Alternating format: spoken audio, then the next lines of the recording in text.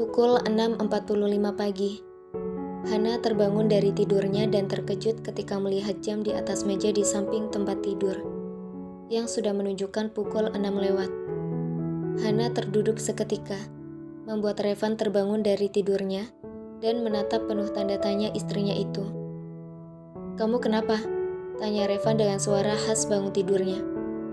"Aku telat," teriak Hana membuat Revan tersentak. Sedang orang yang berteriak bergegas memasuki kamar mandi untuk membersihkan diri. Revan menghembuskan nafasnya melihat tingkah laku istrinya itu. Sebenarnya ia masih ingin tidur dan memeluk tubuh Hana, tapi istrinya itu malah sudah turun dari tempat tidur dengan tergesa-gesa. Dengan malas, Revan turun dari tempat tidur, lalu merapikan tempat tidur sembari menunggu Hana keluar dari kamar mandi. 15 menit kemudian, Hana keluar dari kamar mandi dan dengan terburu-buru membuka lemari pakaian, membuat Revan yang baru saja masuk ke kamar setelah tadi ke dapur untuk membasuh wajahnya terkejut melihat Hana yang seperti orang dikejar waktu. Meski sebenarnya memang iya. "Tidak perlu buru-buru sayang, kau tidak akan terlambat, percaya padaku," ucap Revan santai dengan melangkahkan kakinya memasuki kamar mandi. "Kalau aku telat, aku gak akan bicara sama Mas selama seminggu," ucap Hana dengan terus mencari pakaian yang akan ia kenakan. Revan yang mendengar hal itu terkejut, lalu bergegas memasuki kamar mandi. Hana terus saja melirik ke arah jam di atas meja di samping tempat tidur.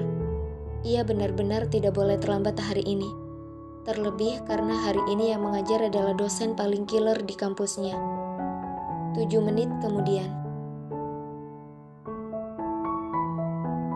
Revan keluar dari kamar mandi, membuat Hana yang tengah menyisir rambutnya sedikit terkejut melihat Revan yang begitu cepat keluar dari kamar mandi. "Mas," panggil Hana membuat pria yang tengah berdiri di depan lemari menoleh padanya. "Iya sayang, ini aku lagi cari baju kok," ucap Revan lalu kembali fokus pada pakaian yang tersusun di lemari di depannya. "Bukan itu mas," ucap Hana dengan menatap rambut suaminya itu. "Terus apa sayang?" jawab Revan dengan tangan yang mulai memilih jas yang akan ia kenakan. "Coba pegang rambut mas dulu," ucap Hana membuat Revan terdiam, lalu menyentuh kepalanya, dan terkejut ketika memegang sesuatu di atas sana. "Astagfirullah," bagi Revan lalu bergegas kembali memasuki kamar mandi untuk menyiram kepalanya di bawah guyuran shower, karena ternyata di rambutnya masih banyak busa sampo. "Belum bilas kepala dengan air malah langsung keluar dari kamar mandi," ucap Hana dengan menatap pintu kamar mandi yang sudah tertutup rapat. Hana menggelengkan kepalanya, lalu mendekat ke arah lemari untuk memilih jas yang akan dikenakan oleh suaminya itu. 5 menit kemudian, Revan keluar dari kamar mandi. Setelah membilas kepalanya hingga bersih dari busa sampo, ia sedikit mengernyit ketika tidak menemukan Hana di dalam kamar mandi. Dengan terburu-buru, Revan segera memakai pakaiannya, tanpa peduli dengan rambutnya yang belum dirapikan. Ia lebih khawatir jika istrinya pergi ke kampus dengan taksi. Bisa-bisa ia tidak akan diajak bicara selama seminggu.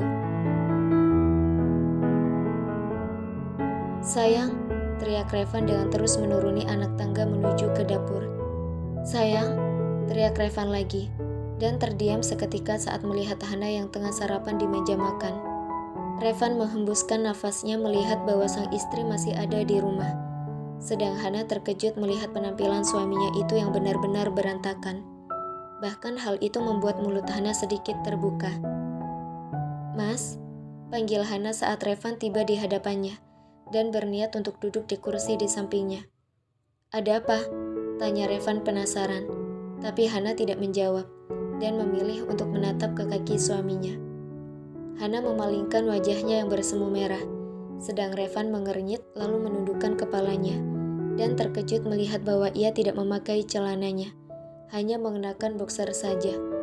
"Astagfirullah," batin Revan beristighfar, lalu mengusap wajahnya kasar. Revan menatap istrinya yang masih memalingkan wajahnya yang bersemu merah ke arah lain. Revan menghembuskan nafasnya dan memilih untuk duduk.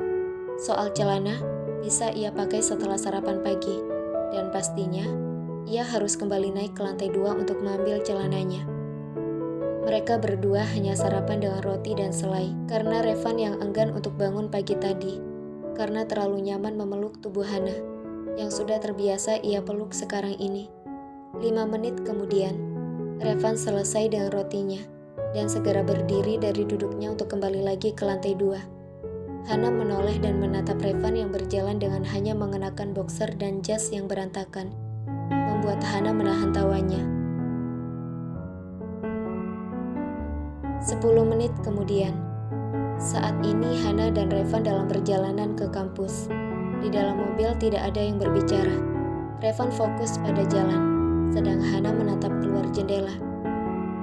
"Sayang, nanti aku jemput ya. Aku janji tidak akan telat lagi," ucap Revan dengan meraih tangan Hana dan menggenggamnya, lalu mengecup punggung tangan Hana. Iya," ucap Hana dengan menundukkan kepalanya. Pipinya saat ini sangat merona merah mendapat perubahan cara bicara Revan padanya, yang mulai memanggilnya dengan sayang sejak tadi pagi. Revan menghentikan mobilnya saat tiba di depan kampus sana. Dengan cepat, wanita itu menyalim tangan suaminya, lalu turun dari mobil dan bergegas untuk memasuki bangunan besar itu. Revan tersenyum kecil melihat hal itu. Ia kembali menyalakan mobilnya dan melajukannya meninggalkan kampus Hana untuk segera tiba di kantornya. Hana, Dea, dan Bella saat ini berada di kantin. Setelah tadi menyimak pembelajaran dari dosen paling killer di kampusnya. Dan untungnya, Hana datang tepat sebelum dosen itu masuk kelas. "Kenapa tadi pagi telat, Han? Untung aja dosennya belum masuk kelas. Kalau tidak," ucap dia dramatis dengan menggelengkan kepalanya. "Gak tahu, pas aku bangun tadi pagi, udah jam 6 lewat," ucap Hana dengan meminum jusnya. "Pasti tadi malam kamu sama Om Revan malam pertama lagi kan?" tebak Bella dengan suara yang sedikit keras, hingga menarik perhatian beberapa mahasiswa dan mahasiswi di kantin itu. Tante, kalau ngomong itu saring dulu lah," ucap dia membuat Bella mengernyit bingung, sedang Hana memilih meminum jusnya dan memperhatikan perdebatan dua sahabatnya yang sebentar lagi akan dimulai. "Siapa yang tante kamu, Dea?" tanya Bella yang sedikit bingung dengan Dea yang tiba-tiba menyebut tante dengan menatap ke arahnya. "Kamulah, siapa lagi?" ucap Dea semakin membuat Bella mengernyit. "Emangnya aku nikah sama om kamu? Sampai dipanggil tante segala?" ucap Bella dengan menatap tidak percaya pada Dea. "Belum nikah, tapi kan calon tante. Harus dipanggil tante dong," ucap Dea dengan senyum di wajahnya. "Enak aja, siapa juga yang mau sama om galak kamu itu?" ucap Bella dengan sedikit meninggikan nada suaranya. "Yakin? Padahal kalau kamu nikah sama Om Firza, kamu bisa loh perintah aku apa aja," ucap Dea membuat Bella terdiam. Pasalnya, Dea adalah orang yang tidak suka diperintah oleh siapapun, pengecualian untuk orang-orang tertentu, tapi tidak dengan Bella. "Boleh juga tuh," ucap Bella tiba-tiba, membuat Dea dan Hana terdiam.